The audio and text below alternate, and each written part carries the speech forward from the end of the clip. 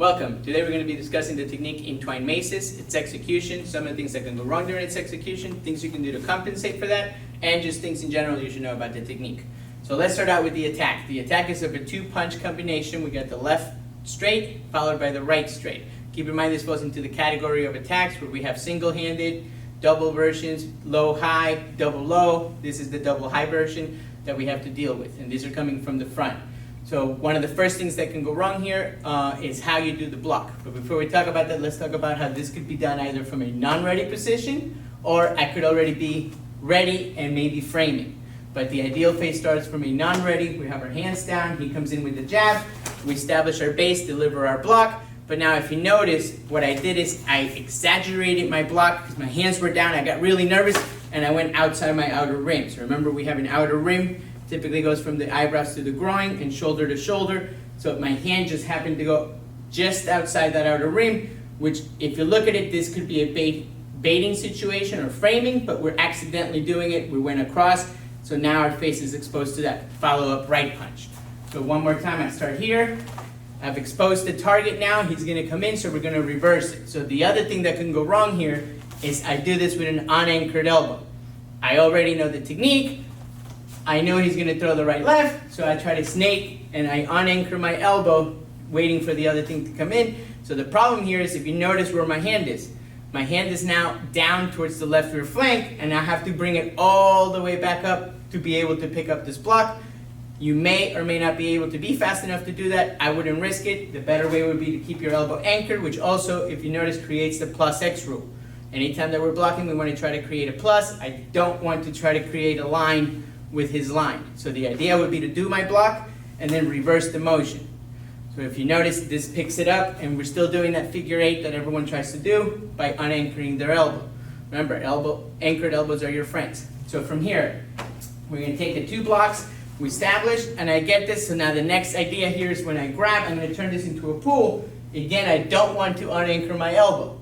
So I don't want to pull him directly on the horizontal. I actually want to pull him down at a 45, anchoring my elbow towards my hip, and then using that rotation to deliver my vertical punch. Now if you notice the alignment, I have my foot, my knee, my hip, my shoulder, my elbow, my hand is all in one line so that we can deliver backup mass. Again, keeping the elbow anchor, and if you notice, we're doing a vertical punch, not a straight. The reason being is because I'm punching above my shoulders. So anytime you punch above your shoulders, you should turn your hand into a vertical to make sure you don't hurt the wrist. In order to do a straight, obviously I'd have to bend my wrist, and this is not a way that you would want to do a punch. So we're doing our vertical punch to the face. And again, this I can extend it, or I can leave it here. I don't have to fully extend it. But the idea now is just like we reverse the inward block and then to the outward block, we're gonna reverse the downward pull to the upward strike.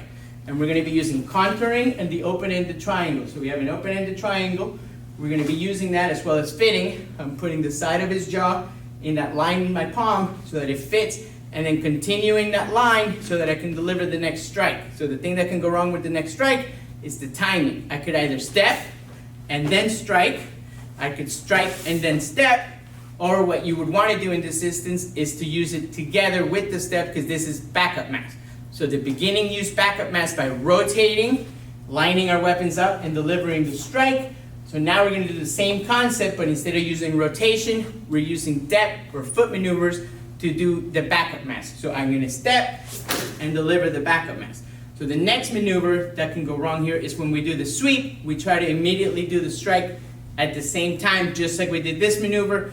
The idea is to separate the two and isolate them. So I want to do backup mass with the sweep and then rotation for the strike. So if you notice when I swept him, he started to come down. We're going to get the opposing forces. His head's coming down, my hand's going up. This is on a vertical as opposed to what we just did with the punch, where I pulled him down and punched on a horizontal. So this is showing us whatever we did at the beginning, now we're doing here on a vertical.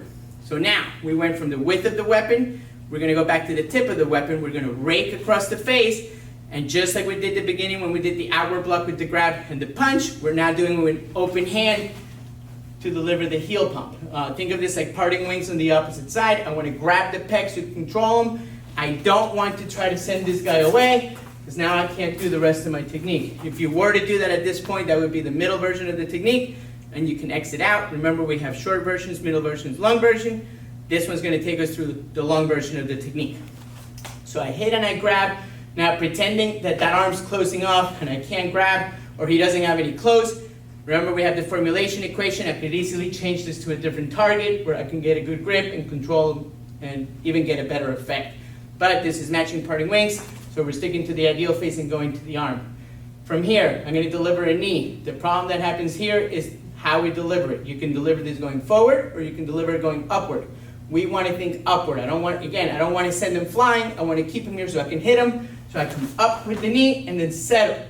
So I'm going to hit, land, and then deliver my strike just like we did at the beginning. I don't want to do them as I'm landing. Remember, we need a base. Rule number 1 is establish our base. So we're going to hit up, settle, and then use the rotation to deliver the forearm strike. Just like we did a vertical, now we're doing it horizontal.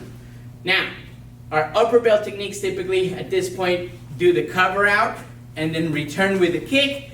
This is unique because we're actually going to be chasing the opponent. So as soon as I hit him, I now follow him to deliver my back kick and then cover out. So I know this is a long technique, a lot of things to talk about, but we're going to do a quick walkthrough one more time. We'll walk this way because we might have gone out of camera on there. So non-ready or ready, it doesn't matter. Keep the elbow anchored. Try not to go outside your outer rim. Once the opening comes in, reverse the line, keeping the elbow anchored. Get your alignments to deliver the vertical back knuckle or the vertical punch. Reverse the line to come up with that heel palm under the jaw, contouring, fitting, opening the triangles. Back up mass as I deliver the strike with the timing. Sweep, then hit upward with the forearm. Rake across the face as I hit with the heel palm. Up with the knee, land, establish my base. Forearm strike, and continue to follow him with the back kick before covering out.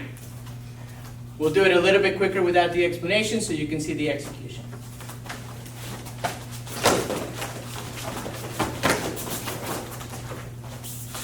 Up. We hope this video helps you. Thank you very much.